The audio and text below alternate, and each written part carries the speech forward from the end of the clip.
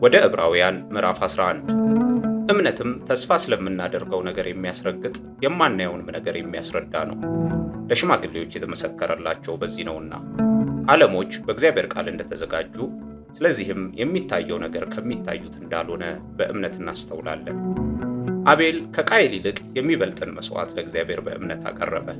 በዚህም እግዚአብሔር ስለ ስጦታው ሲመሰክር እርሱ ጻድቅ እንደሆነ ተመሰከረለት። ሞቶም ሳለ በመሥዋዕቱ እስካሁን ይናገራል።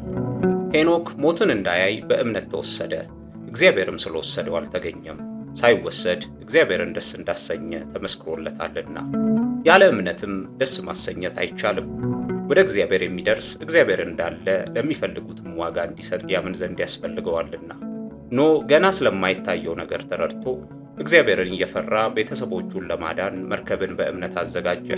እዚህም ዓለምን ኮነነ፣ በእምነት የሚገኘውንም ጽድቅ ወራሽ ሆነ።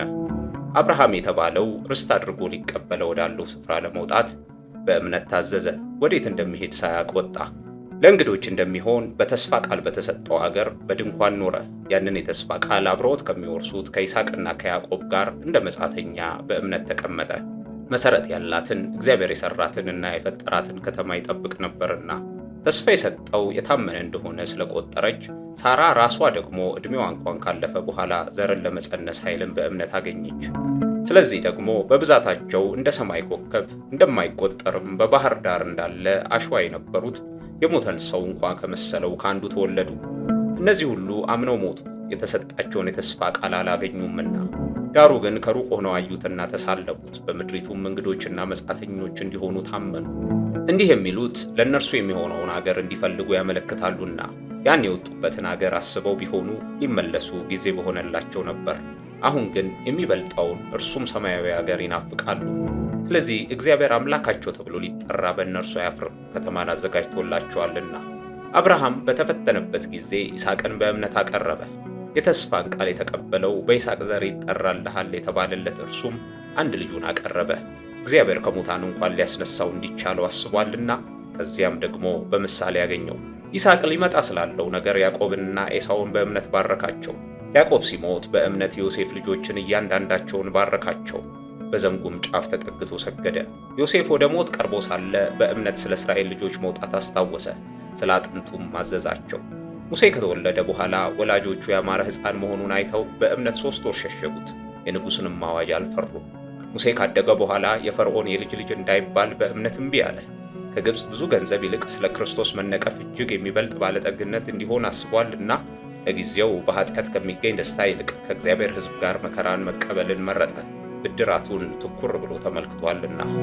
የንጉሥን ቁጣ ሳይፈራ የግብፅን አገር የተወ በእምነት ነበረ፣ የማይታየውን እንደሚያየው አድርጎ ጸንቷልና።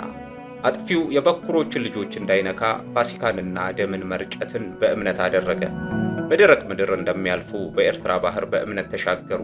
የግብፅ ሰዎች ግን ሲሞክሩ ተዋጡ። የኢያሪኮ ቅጥር 7 ቀን ከዞሩት በኋላ በእምነት ወደቀ። ጋለሞታይቱ ረዓብ ሰላዮችን በሰላም ስለተቀበለቻቸው ከማይታዘዙት ጋር በእምነት አልጠፋችም። እንግዲህ ምን እላለሁ? ስለ ጌዲዮንና ስለ ባርቅ፣ ስለ ሶምሶንም፣ ስለ ዮፍታሔም፣ ስለ ዳዊትና ስለ ሳሙኤልም ስለ ነቢያትም እንዳልተርክ ጊዜ ያጥርብኛልና። እነርሱ በእምነት መንግሥታትን ድል ነሱ፣ ጽድቅን አደረጉ፣ የተሰጠውንም የተስፋ ቃል አገኙ። የአንበሶችን አፍ ዘጉ፣ የእሳትን ኃይል አጠፉ፣ ከሰይፍ ስለታመለጡ ከድካማቸው በረቱ። በጦርነት ኃይለኞች ሆኑ፣ የባዕድን ጭፍሮች አባረሩ። ሴቶችም ሙታናቸውን በትንሣኤ ተቀበሉ። ሌሎችም መዳንን ሳይቀበሉ የሚበልጠውን ትንሣኤ እንዲያገኙ እስከ ሞት ድረስ ተደበደቡ። ሌሎችም መዘበቻ በመሆንና በመገረፍ ከዚህም በላይ በእስራትና በወህኒ ተፈተኑ። በድንጋይ ተወግረው ሞቱ፣ ተፈተኑ፣ በመጋዝ ተሰነጠቁ፣ በሰይፍ ተገድለው ሞቱ። ሁሉን እያጡ መከራን እየተቀበሉ እየተጨነቁ የበግና የፍየል ሌጦ ለብሰው ዞሩ። ዓለም አልተገባቻቸውምና በምድረ በዳ በተራራ በዋሻና በምድር ጉድጓድ ተቅበዘበዙ። እነዚህም ሁሉ በእምነታቸው ተመስክሮላቸው ሳሉ የተሰጠውን የተስፋ ቃል አላገኙም። ያለኛ ፍጹማን እንዳይሆኑ እግዚአብሔር ስለኛ አንዳች የሚበልጥን ነገር አስቀድሞ አይቶ ነበርና።